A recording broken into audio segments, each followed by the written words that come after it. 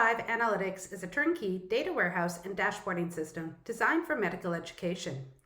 Today we will be looking at how you can use segment filters to identify population groups. This segment feature will narrow in on student outcomes to look into the admissions criteria that these segments came into your organization with. Our previous recording, How to Use Segment Filters, will help you understand the data sources that are available within segment reports.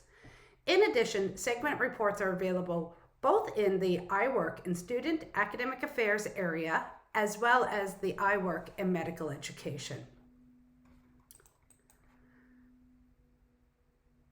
Locate the report on a segment of students and click Create Segment. Here, I'm going to identify students who have failed a course to look at other criteria that they came into our organization with. I'm selecting the failure, hitting return, and then I scroll up to the top of the segment report page and click View Admissions Data. This will provide us with a KPI of all of the learners who ended up ultimately failing a course within our organization. We can see the number of learners, their average post 2015 MCAT score, average GPA, and BCPM scores. As we look at this, we can see we've had learners fail courses across several academic years. We can identify if they're male or female, admissions type information, and other key factors about these students.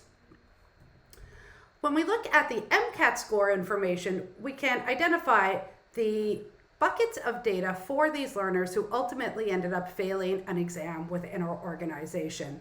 And we can also look into things like MCAT score by admissions type. Understanding this type of data can help your school understand which organizations the students came from and other things that you might want to consider when looking at failures within your organization. If you need to segment further, you can click on Apply Other Segments, and this will allow you to add additional filters to your segment report to look at these learner outcomes. If I want to narrow in on students who are just MD students, I can add that as an additional filter and then jump back into the View Admissions Data to see an updated visualization for those students.